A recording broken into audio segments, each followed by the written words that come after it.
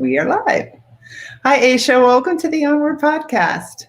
Thank you so much, Emily, for having me here today. Yeah, I've been looking forward to this interview.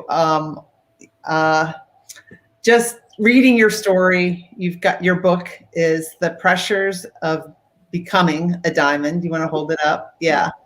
And when you signed up to be a guest on the Onward podcast, and I just looked through what you wrote and everything that you've been through in your life, and the name of your company, Survivor Not by Chance, LLC. And I just thought, I have got to talk to this woman. I'm so excited to talk to her and hear her story. I love hearing everybody's story. Everyone's story is unique, but I am just so thankful that you're telling your story. When I looked at your book and it said, you're telling your story because you felt alone during what you went through, and you want people to not feel alone. And that's part of the reason I started the Onward Movement, is because people shouldn't feel alone. Right. Whatever we've been through, we're going through, somebody else has been through it before and they've made it. And by sharing your story, you are letting people know that they can make it too. Absolutely. So could you tell us your story? Sure. So I don't have an orthodox upbringing. I was partially raised by my mom. She had me when she was 15 years old. She got pregnant with me when she had me at 16. She got pregnant with me when she was 15. Mm-hmm. She dropped out of high school. Wow. She had some traumas from some things that happened to her when she was a child. And when I was 30 years old, my mom, her and I were having a discussion. And excuse me, I asked her something about my father. He has not really been present. My biological father wasn't present. And so I asked her something about my father, and she told me about, I know what it was. She said, I don't understand why your father denies you.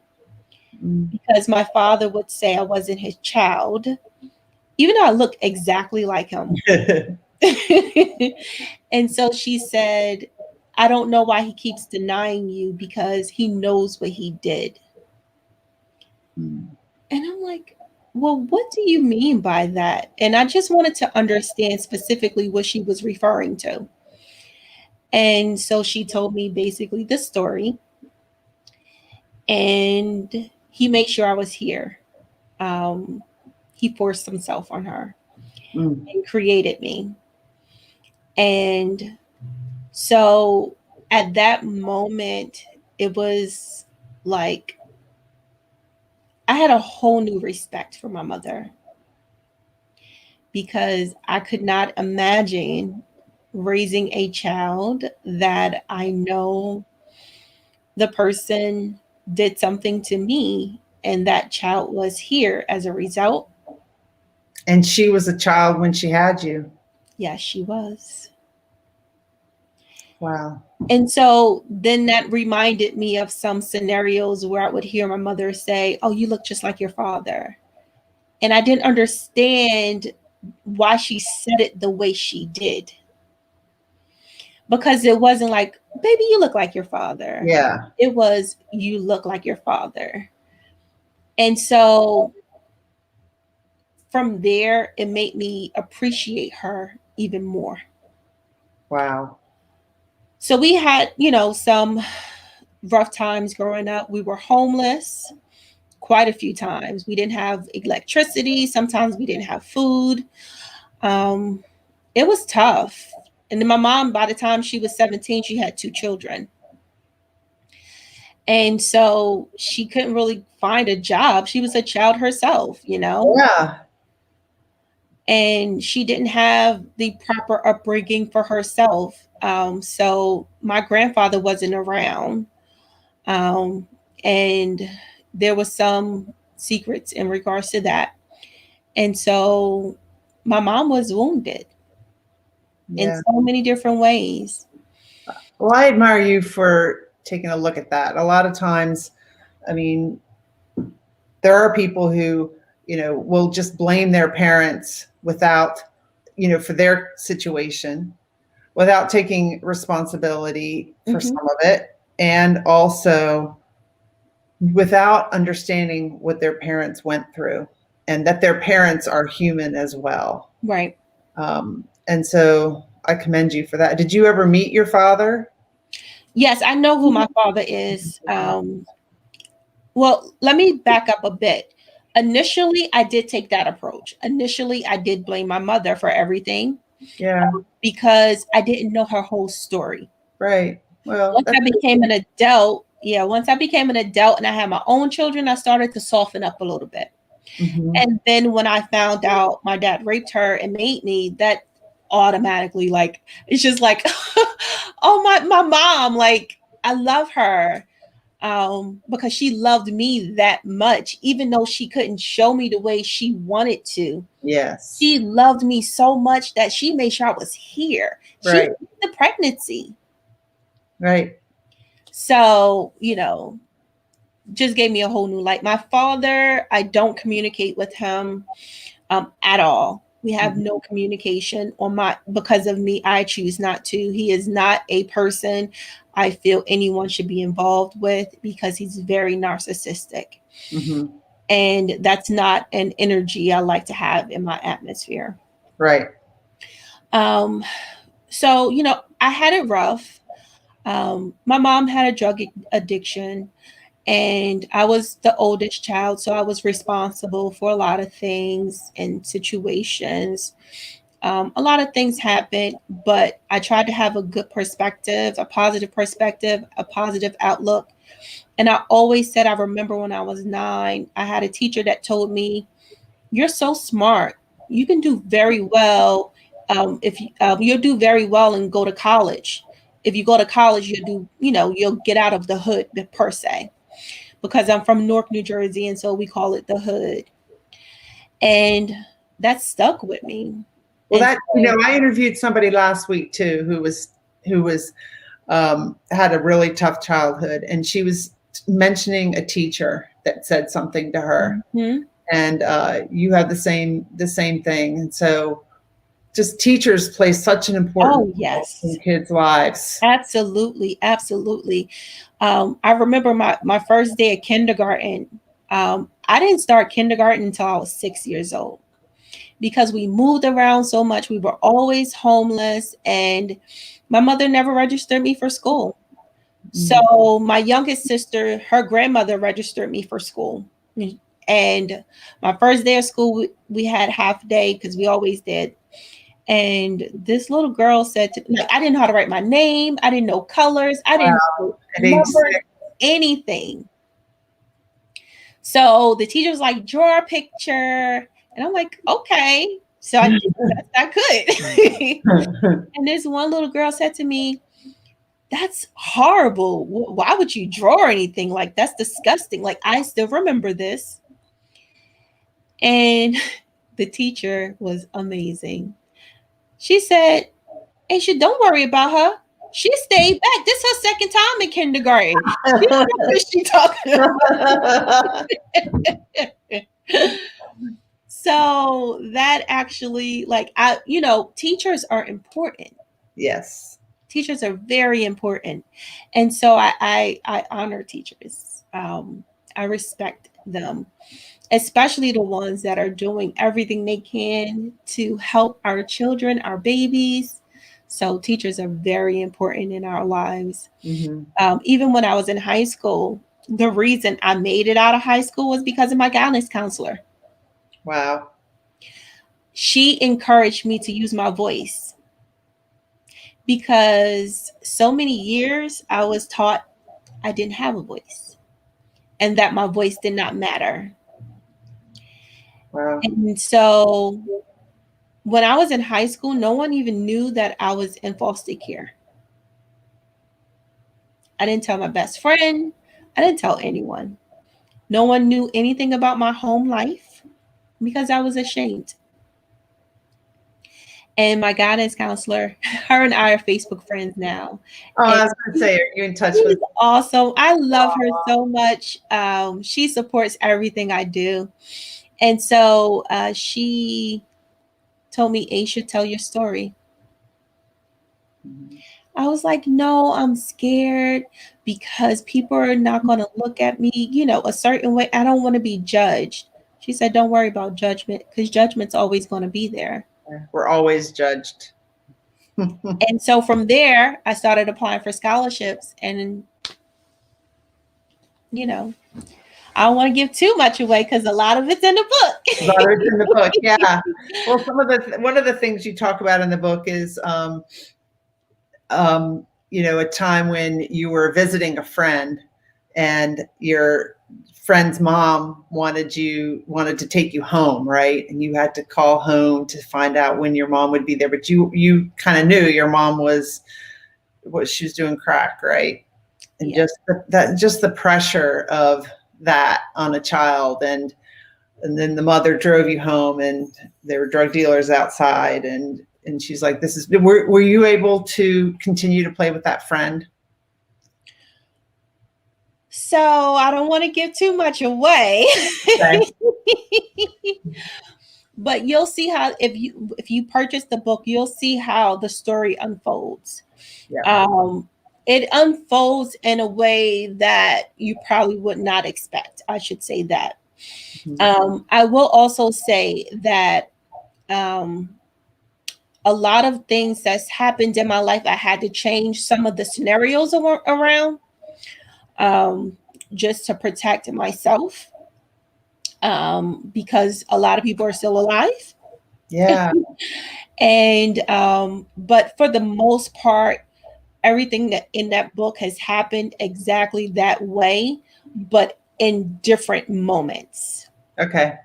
And so how did your mom feel about the book? She is so proud of me. Oh, She is so proud of me. She tells everybody. that's awesome. Yeah, she is super proud. Before I wrote the book, I had a conversation with my mother. And, I wanted her permission and to know that she was okay. She said, tell your story, baby. It happened, and she's not ashamed. She's actually in the process of working on some things for herself. Oh, good. So I'm proud of that. Good. I mean, drug addiction is an illness. Yes.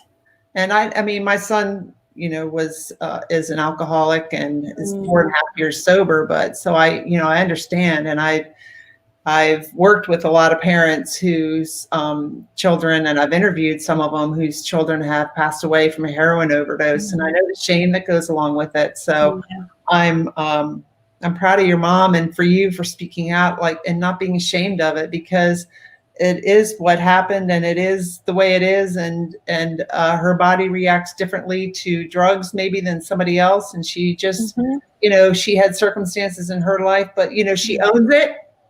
Yes. And she's not letting it hold her back from what she wants to accomplish next. No, not at all. And I'm proud. I'm super proud of my mother. She has an amazing relationship with my children. They love their Nana. Oh my goodness. Do you guys live near each other? We used to, but now she lives in Georgia and I'm in New Jersey. Okay. But, we FaceTime and we talk. She'll come visit, but COVID right now, so we're trying to be safe. Right. So after high school, you went to college. Yes. And why don't you talk about that? And then just talk about that. And then how does a little girl who's been through everything that you've been through end up going to college and end up, being such a good mom and end up writing a book? Thank you. It doesn't happen for everybody. It doesn't. It takes a lot of work. Yeah. So I want you to talk about the work because I want you to be proud of it. Sure. I know you are. Thank you. Sure. So it was hard.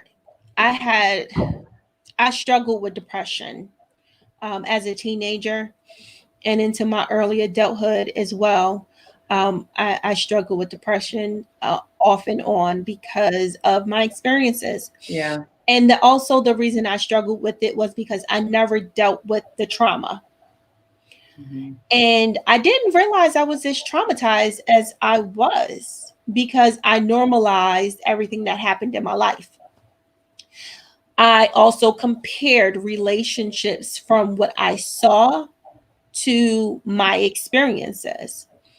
Um, I watched a lot of domestic violence growing up, Mm-hmm. hardcore, really bad stuff.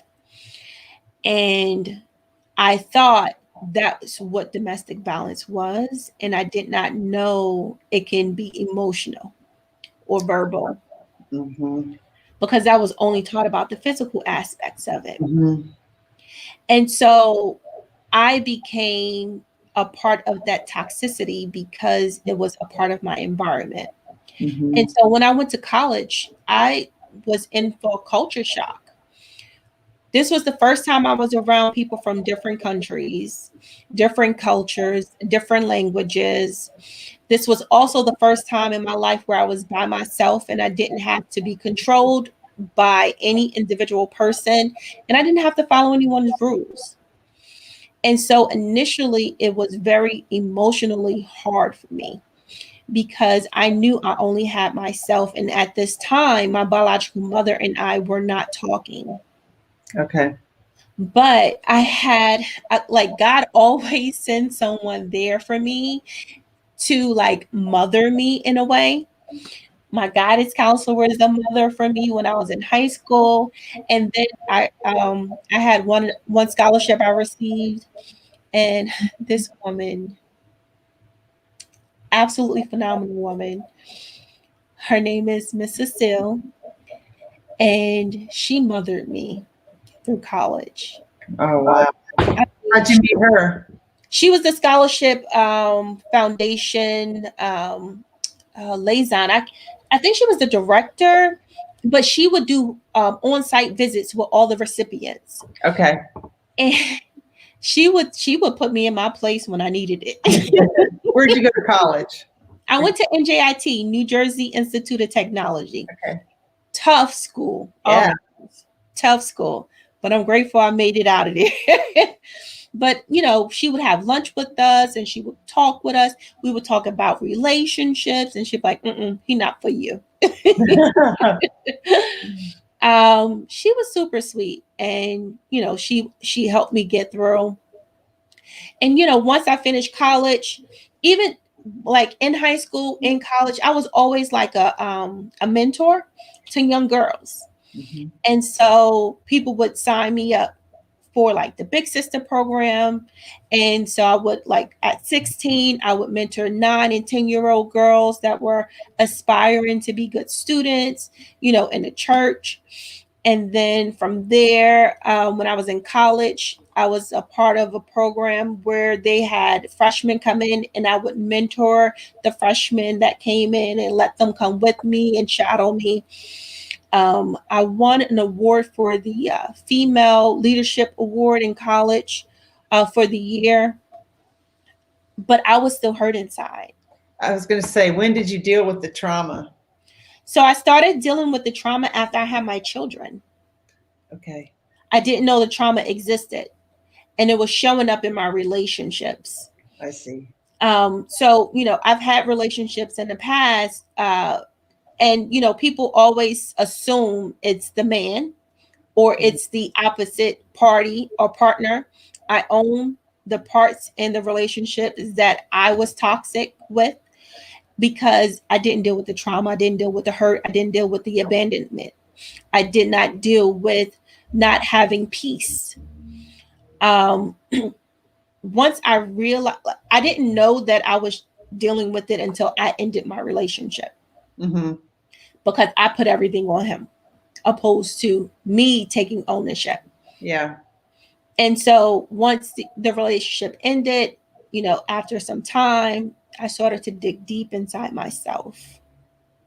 And I started to see that I had areas of myself that I needed to work on. And I couldn't be the best mother. I couldn't be the best version of myself or partner for anyone if I did not heal. So did you do that with the counselor, or did you do this with just by yourself, realizing this? So all these years I've gone to counseling off and on. Yeah. Okay. Counseling helps for some people and depends on what type of counseling you go to. And just finding the right counselor is always hard. Right. It's got to be someone that you connect with. Exactly. Yeah. And I absolutely agree with counseling. I absolutely agree with someone going to get help. Yeah. I'm actually a certified life coach. I wanted to go and get my licensure, but I decided not to because as a certified life coach, I can share my experiences with my clients. If I'm licensed through the state, I'm not allowed to share my experiences. Oh, wow. Yeah. I think sharing your experiences, like you know, with writing your book, you are not alone. Sharing your experiences helps others relate. Right. Very interesting. Exactly. And so that's the reason I decided to take this course opposed to the other route, because I love the holistic approach with healing. Yeah. And, you know, I did a lot of counseling over the years, but when I learned how to holistically heal myself, that's when everything started to open up for me. My love was different. The way I gave it to people, my patience is, I have more patience. I have more tolerance. Before I wasn't as tolerant. Yeah. I didn't have as much patience. And so now I own who I am. And I own, excuse me, I own who I am so much to where I allow my daughter to correct me. Mm-hmm. My daughter, she's 14. Okay. And so my daughter will say, well, mommy, no, I don't think it should be that way. You shouldn't look at it from this perspective. Try looking at it from that perspective. And I can say some years ago, I wouldn't have taken it that way. Yeah. But we can learn from everyone. There's no person that we can't learn from. Wow. Deb said, you know, she said, you know, when you were talking about how you helped out all those different people when you were in college, you know, always a leader. It's good to give back. I think when we give back and when we share our story and when we help others, we also help ourselves. Absolutely. Absolutely. Because I felt good when I helped people. And that's why I continue to do it, because it gave me something to look forward to. Right. Right. And I'm just grateful that, you know, I've been able to do that. I've been able to give of myself despite my hurt. And some people can't do that. Some people turn cold, and some people aren't able to open themselves up. Do you know why you were able to open up? I mean, Well, it's my calling. I know that without a doubt. It's a part of my destiny. Yeah. Yeah. What would you tell your younger self? I would tell my younger self to love her, to give the love to her that she gives to everyone else. Mm-hmm. And what about your brother? You have a younger brother? Is that what you said? So I have 5 siblings. Actually, I have 7 siblings. Sorry. Yeah. So I have brothers and sisters. Wow. And I'm the oldest out of all of them. Yeah. Wow. So, and you have a daughter and a son now? Yes. Yeah. And Deb says too. Thank you, Deb, for watching. Oh, thank you so much, Deb. I appreciate you. It does. So, when did you start becoming a coach? I became a certified life coach 2 years ago. But I've been mentoring since I was 16 years old, and I'm 37 now. So that's like, it's a couple of years. Yeah. Your specialty is helping people through trauma? Yes. Yes. So I specialize with helping individuals heal from trauma. And I've created a method that I know works because I used it on myself. And not only that, but it's help for all of my clients. Like, Awesome. as long as the clients decide to dedicate themselves to the work, because I do not make it easy. I make sure that they're feeling the healing process, because if you don't feel it, you're not really healing. Healing, you feel. Yeah. And it kind of gets messy before it gets better, right? Absolutely. I can say that because It's so funny you say that, because every single one of my clients, I tell them, this is not going to be easy, and it's going to get worse before it gets better. And in order for you to get better, you have to feel that pain. You're going to be triggered Yeah. way more than you were in the past. I also help students. And so I have a program that I created called Encouraging Young Champions. That program is geared towards teaching students social and emotional wellness. And so I use meditation, positive affirmations, and my story, as well as some other creative things that I've come up with to help these students heal, teach them how to deal with trauma when it does come, because every person has dealt with trauma at least one time in their life. Yeah. We just don't think that it is.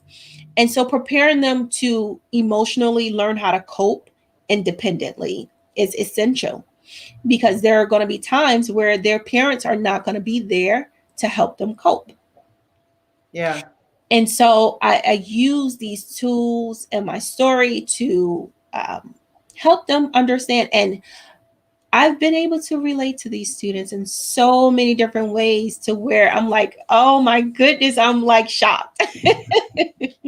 Well, I mean, I can relate to what you're saying about how, like, sometimes we don't really know how the trauma has impacted us. I mean, here's just one example. Like, I was married to a verbally abusive person, and probably 20 years later, I was with my boyfriend after I'd gotten a divorce. I was with my boyfriend, and he was backing up the camper, and I was having to steer him on how to, like, where, directing him to back it up.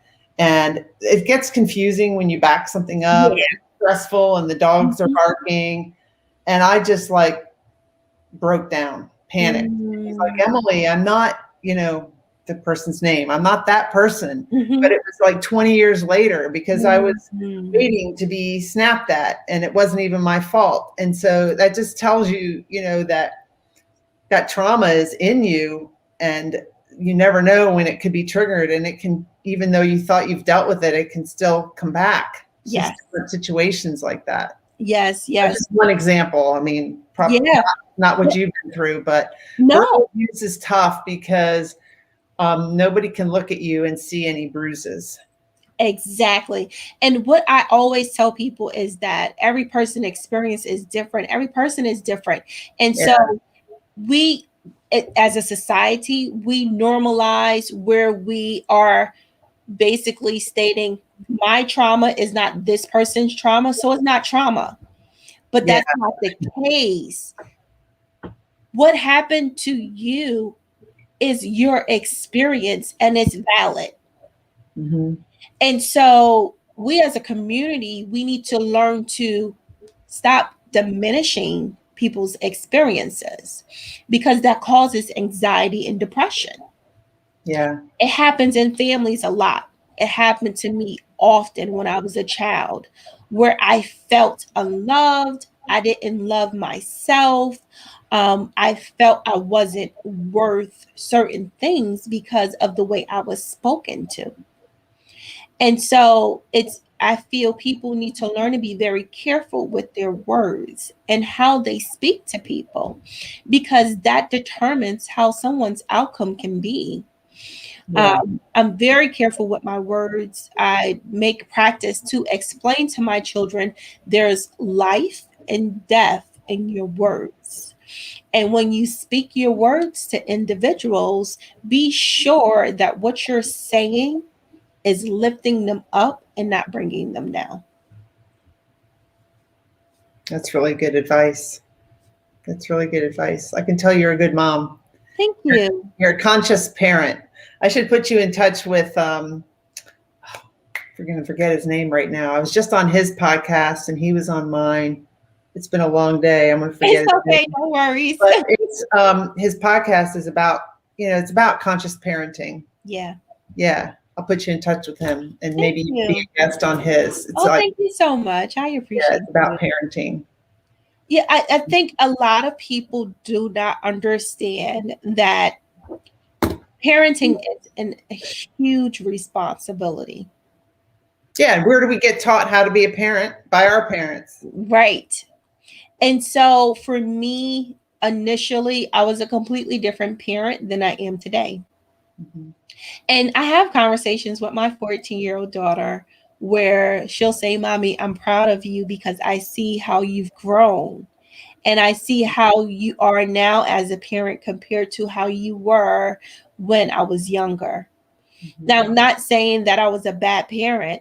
It's just that I learned to release control. Because as parents, we feel we should control everything when it comes to our children, Mm-hmm. because that's how I was raised. I didn't know anything different. Yeah, and then you go to college and you're free. Right. That's not good. And then, children are people. Yeah. Children are people. Mm-hmm. They're just little people. Uh-huh. And so they have ideas, they have minds, they have feelings and emotions. Mm-hmm. And it's our responsibility to help them cultivate their feelings, emotions, allow them to learn how to express themselves in a positive way. I love children. I love them. Like, I adore them. I was just visiting my grandson. He's 4.5. He always says, I have a good idea. Oh, I love that image. I love that. It's such a positive thing. I have a good idea. Oh, I have a good idea. And I'm like, Marshall, you always have a good idea. And then he got frustrated. And I don't think I was as good with my kids now about feelings. But I was just like, so what are you feeling? Mm-hmm. Feeling sad, like help them understand what their feelings are because sometimes they don't know. I'm learning that now even just for myself. Mm-hmm.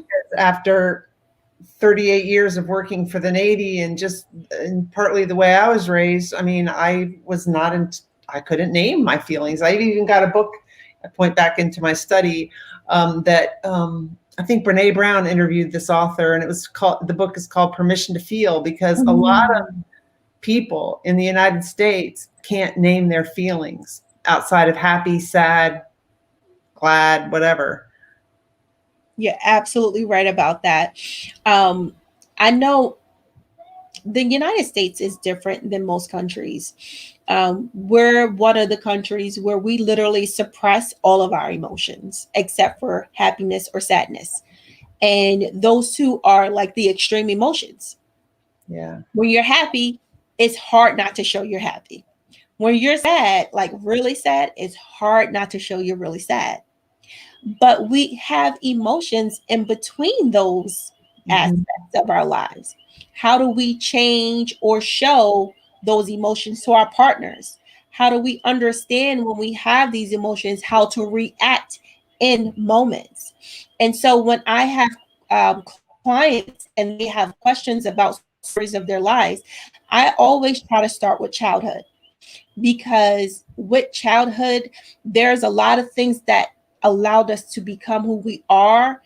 And sometimes we have to change that paradigm of our perspective in order for us to see clearly, to take accountability for where we are in our lives. Well, I like that point about like taking accountability, because it's really easy to point the finger at somebody else. And at some point we're an adult and we're responsible. And one of my coaches said, whenever you point a finger at somebody, you've got 3 fingers pointing back at you. So let's take a look at what I can change, because it's a lot easier for me to change me, or to to be more aware of myself, than to demand other people change. Exactly. And it's really hard to take a look at yourself and figure out what needs to change. And that's the messy part of what you know, Absolutely. talking about. And that's why, when I do coach my clients, I let them know this is not going to be I'm going to yes you or, tell you what things to make you smile and happy. Mm-hmm. When you are healing, it's going to be rough. Some days you may not like me. Some days you may love me. So why would someone want to go through that, all that self-awareness and stuff? Why not just keep going down the current path? So you can continue down a current path and not be your true authentic self and not live and be the best version of yourself and have all of the freedom and happiness that you deserve. Or you take a rough uh, journey for a small amount of time in your life and live the rest of your life to the fullest capacity. Yeah. And a lot of people don't realize that when you hold on to trauma, you're holding on to pain in your body, literally. So your mind and your body are connected. And Yeah. being that your mind and your body are connected, a lot of people who deal with unresolved trauma, they have a lot of ailments, physical ailments. Um, so it's something called the adverse childhood experience, and it's a study that has been in place for quite some time. It's called the ACE study. And this ACE study they did this study to determine people who have more trauma and people who have less trauma. How does these people lives expectancies exist? Um, it goes based on different things that happen to them. So primarily, if you have less trauma, you may live to 90. Or if you dealt with that trauma, right? Right. Right. Mm-hmm. So when you do deal with the trauma, it actually helps increase. I can't say if it increases your life expectancy because I haven't seen the research for that just yet, but it does increase where you're full of life. You're not as down and depressed and gloomy. It trauma affects your weight, trauma affects your eating habits, trauma affects your stressors and your stress level, trauma affects blood pressure, cholesterol, diabetes. Like it affects so many people can have heart congestion, heart failure just from having trauma in their bodies. And so they did these studies on a numerous of people, and it's proven that if you have these traumas and they're not resolved to some capacity, you're doing yourself a disservice. Yeah. When I did my ACE study, because it's a series of questions, they ask you 10 questions. You won't believe. Well, you've read the book, so you probably will, but for the viewers, my ACE score was a 10 out of 10. Whoa. That's the worst score you can get. When I saw that, I was like, oh my goodness. And I really did not think that I've been through a lot because Yeah.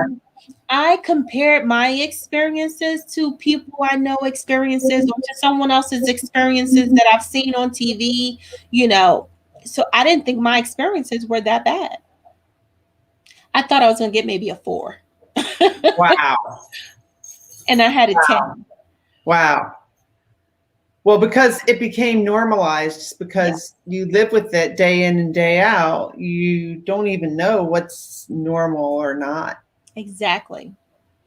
And so that's why I feel it's my responsibility to educate the community about what narcissism is, the different levels of narcissistic abuse, the different forms of abuse that exist that we don't know of, because we deal with it every day. And even in family relationships, Yeah. we deal with narcissistic, abusive parents sometimes, and we don't, like, you're taught, oh, you have to love your father, you have to love your mother, you have to love your siblings, you have to love your family, but we don't teach people how to have healthy boundaries. Yeah, that's not really boundaries, relationship, that kind of stuff isn't taught in school. And if it's taught at home, it's taught by people who learned from somebody else, who learned from somebody else. And yeah. And that's why I created if we have trouble with relationships, it's not, I mean, maybe don't blame ourselves. I mean, but we can, take responsibility from here on out if we're seeing we're having trouble. Exactly. And then, it's a lot of things that you can do. You can find some people work better in holistic environments. Mm-hmm. Some people work better where they can have experienced relations. So my clients reach out to me because of my experience and my exposure, as well as the results that I've been able to produce. So when you find a counselor, sometimes it's hard to relate. Yeah. And from my experience, no disrespect to any person who's a licensed professional that counsels and guides, but from my experience, I could not connect with my counselors, and it felt like a chore. And so I like to build relationships with my clients where I have conversations with them throughout the week as well. In between the sessions, I'll reach out to them to check on them, make sure they're okay. They don't need me immediately. When you go to counseling, sometimes that's not an option. Mm-mm. Yeah, you're building trust. Right. Because you're talking about trauma, which takes trust to talk about. And,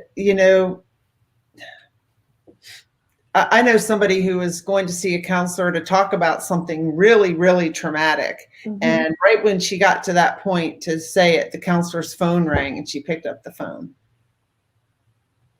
So, that you've got to have, in order to share such vulnerable stuff, you've got to have trust. You've got to feel like the person listening, and you got to feel like the person understands, not necessarily from a textbook, but from having been through it.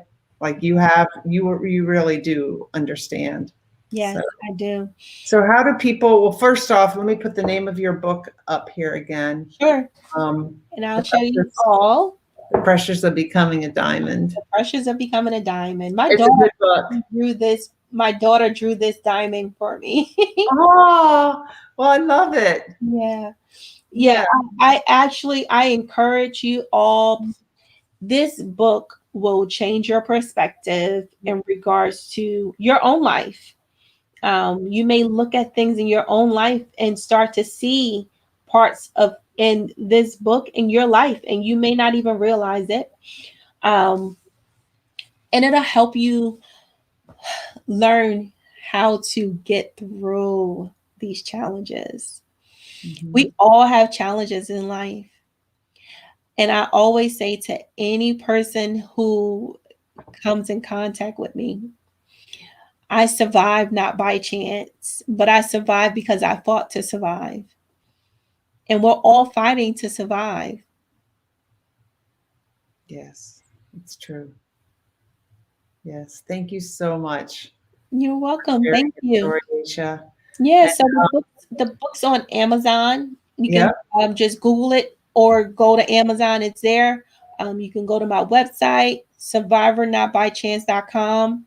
I'm on Instagram at Survivor Not By Chance and Facebook, Survivor Not By Chance. And if somebody wanted to reach out to you, what's your email? My email address is survivornotbychance@gmail.com. At gmail.com. Yeah. How'd you come up with that name? I mean, I know, but I mean, like, was it hard to come up with that name, or was it just like? So ironically, I came up with this name like 7 years ago. Before you even started your company? Before I started my business. Mm-hmm. I was changing my Instagram name. Mm-hmm. And when I changed it, I was like, what can I change it to?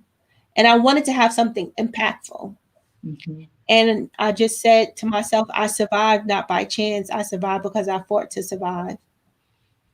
And that's where Survivor Not by Chance came from, my Instagram page. Well, I'm glad you fought to survive so that you can help other people. And so Deb says, great session. Thanks for watching, Thank you Deb. so much, Deb. Thank you so much. Yeah, you can help other people, and people can know that they're not alone. And I think also by reading your book, it helps people relate who didn't grow up the way you did Mm-hmm. to what it was like. It Yeah. helps us better understand, to know what it was like to grow up. Yeah. And then not only that, but even if they did grow, some people grow up in 2-parent households and they see things in that house that are similar to my experiences. And Yeah. they may not know it's trauma. Mm. Yeah. You just think it's normal. Yep. Yep. So, it's not just for people who've experienced trauma. The book is for any person. Any person can relate to a lot of the things in that book. Mm-hmm. You just won't be able to know until you read it. So catch me on Amazon. I think Aisya wants us to read her book. Yeah, it's really good. All right. Thank you so much. Stay on. We'll just end the live when we Thank stay you on. so much. I really appreciate you.